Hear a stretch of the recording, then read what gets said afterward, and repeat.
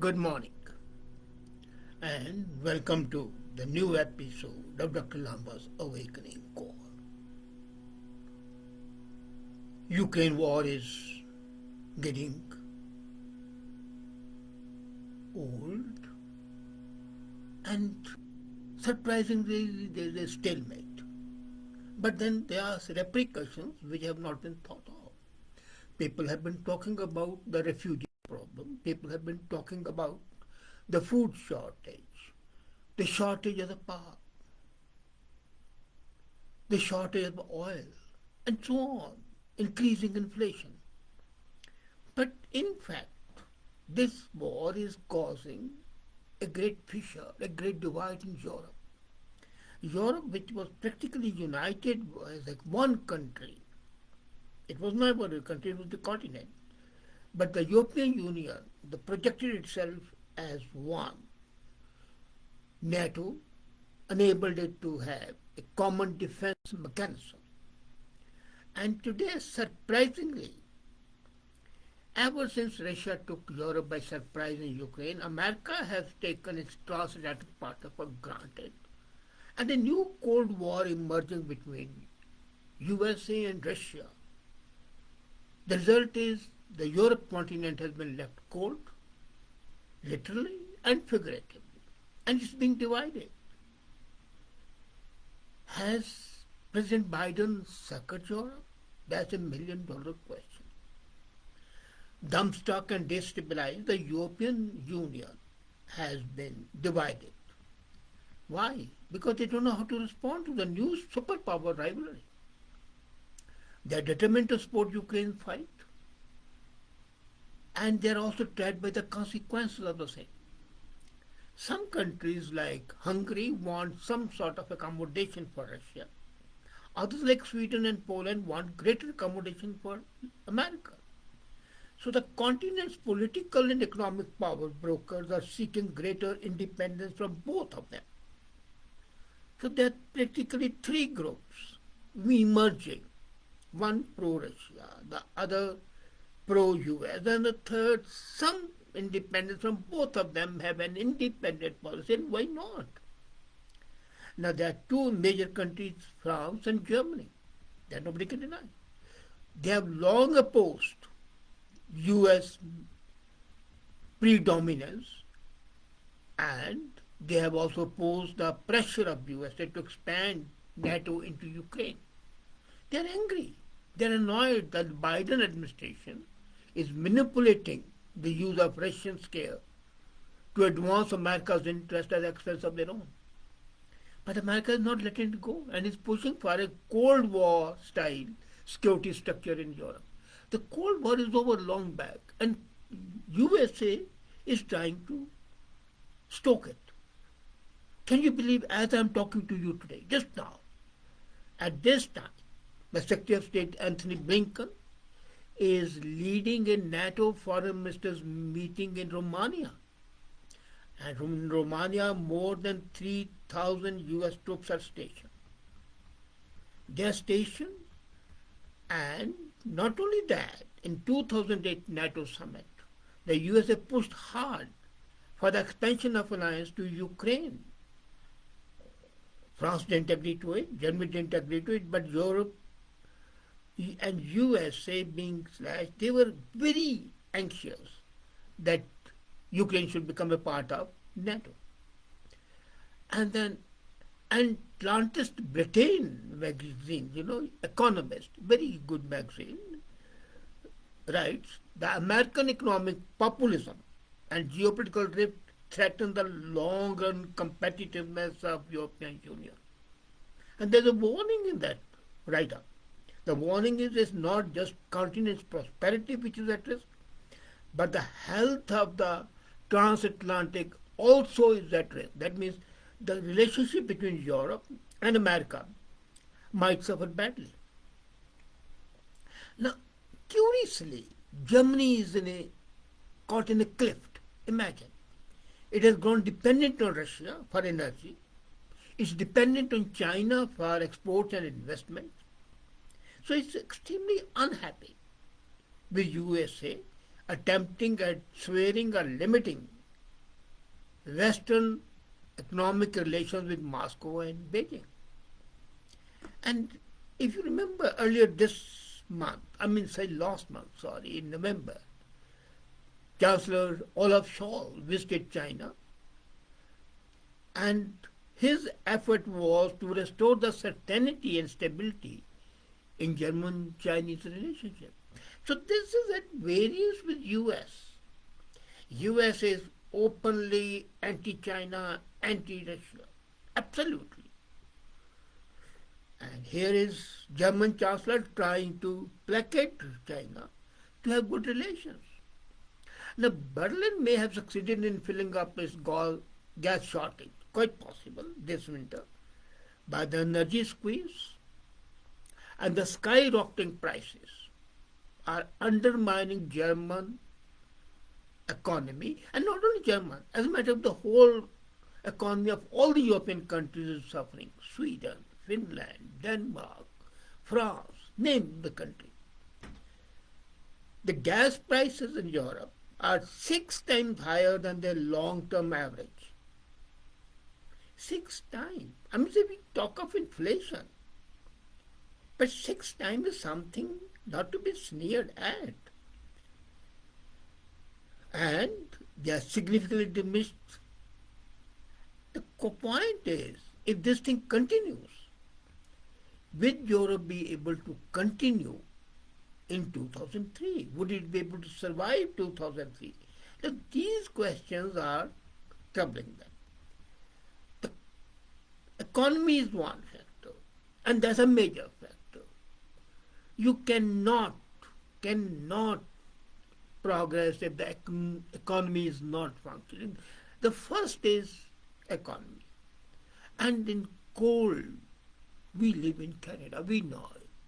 And the people who live in Germany, if you don't have energy, look at the people in Ukraine. You cannot even carry on your day-to-day work. And then the predominance or superimposed dominance of US is being resented, and rightly so. There was a time when American help was needed, and President Roosevelt, through his Marshall Plan, did a lot. That was absolutely welcome. But then, if you start using your economic clout at one time, today they don't need that economic help. Let's be very clear. It's like a child. A child needs help to walk. A child needs help to talk. Child needs help at every stage. But then the child grows. And when he grows, you might have seen with your own kid. They don't want to catch your hand. They want to run off their own. They grow further and then they assert themselves. So this is the growth of Europe from infancy. Because of the economic dependence and the predation of war, they needed help. And America was flush with money, so they took the help. At that time, possibly America had no hidden agenda. Quite possible, I will give them their due. They were only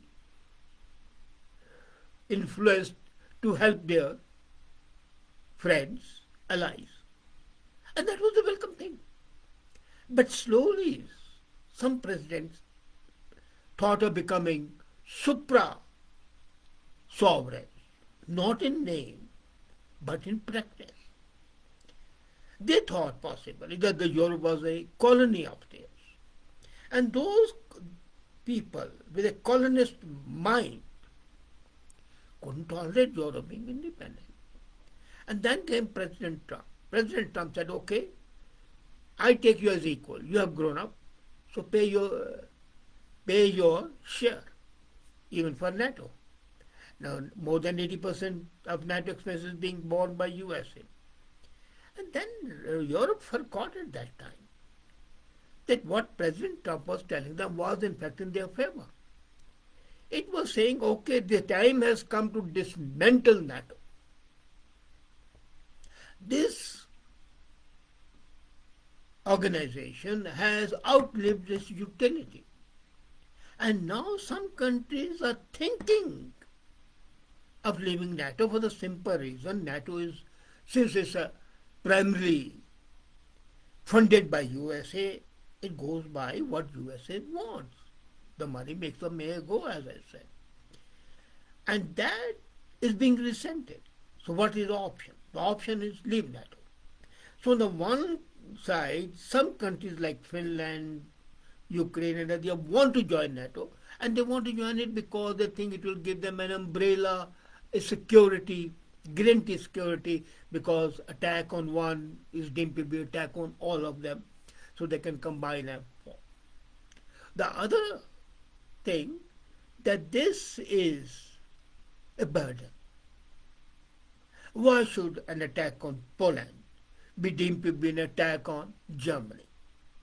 While Germany and Poland are not friends, let's not forget, right from the times of Hitler, when Hitler conquered Poland. So the hidden animosity is there. And that is why when the Poland refused to accept the refugees, there was in European Union a sort of a resentment.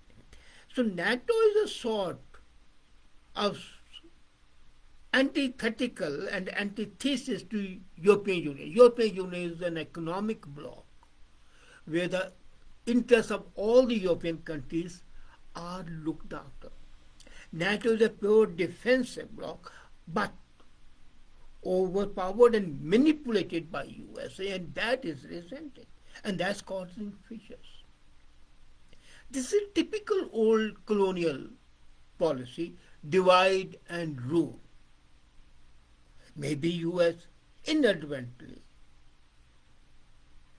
is following that principle to rule Europe by proxy, not directly but by proxy. And of course, it has been trying to rule other countries by proxy all the time. So much so even to the extent of getting rid of the elected leaders of the governments in those countries. The same way, how was Patrice Lumumba removed in Congo? History knows it. People know it. So this Ukraine war is being used by President Biden and his team to create a cleavage, not consciously, but what they are doing unconsciously is creating a cleavage. They are doing possibly something very good for the world, according to them, by opposing the bugbear of communism. They forget that every country has a right to decide what sort of the government it wants. And you cannot be a constable on duty for all the countries. You're not super cop.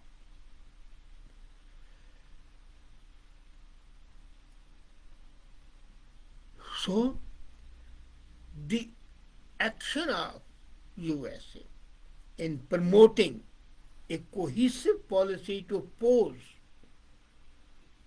Russia in Ukraine war was welcome at a time when it started. Now the winter has there and it's a peak. And if the people don't have energy, and then as a result of that, the economy suffers, the countries suffer, there would be resentment. And that resentment would recoil on USA. USA should be sensible enough to choose its timings properly. It's not doing that. And the result is that the monolith Europe is developing fissures and getting divided. Whether it suits the colonial mindset or not is something different. But one thing is sure, that the cohesiveness, the united front that Europe always projected, is now showing signs of being fractured. And those signs are something which you can be sure are going to be reflected in the total geopolitical situation. The geopolitical situation is going to change beyond recognition, and whether Russia loses or Russia wins. And quite possibly, Russia may not use nuclear weapons, but if it uses, it's going to be terrible. But then it might use the EMP, electromagnetic weapons, which I mentioned earlier. And if they use that, then there are no boundaries, because while nuclear spread the radiation, the EMP, they don't know the direction which they are moving. So Europe can suffer. And whether Finland and Sweden join European Union or not is not going to material. They must suffer as well. Let's not forget, it was Russia which was a grave of Napoleon. Napoleon was defeated because he went to Russia. Hitler was defeated only because he invaded Russia. And if US and the Europe think that they can survive as they are, they'll survive as countries, but not as a predominant countries if they continue on this suicidal path. And at present it looks like that. Russian invasion of Ukraine definitely is no. But so is the attitude of NATO, USA, because Ukraine is not a NATO country, and still it's the way it's being supported shows the hidden agenda. But the hidden agenda is being diverted automatically without any action because of the self-interest into fracturing the unity, and the facade of the unity cannot survive forever if the real unity is not there. Thank you.